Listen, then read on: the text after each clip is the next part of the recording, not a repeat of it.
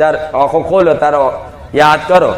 તેવી રીતે મારા દીકરો ઉઠે ને તો માતા યાદ જ ના આવે એમ.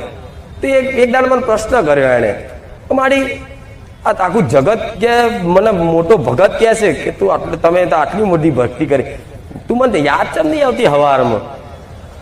બે માતા એવું કીધું કે દીકરા જે દૂર હોય ને એને યાદ કરવી પડે. હું તારા શરીરમાં તારા હૃદયમાં બેઠી ચમ યાદ આવો?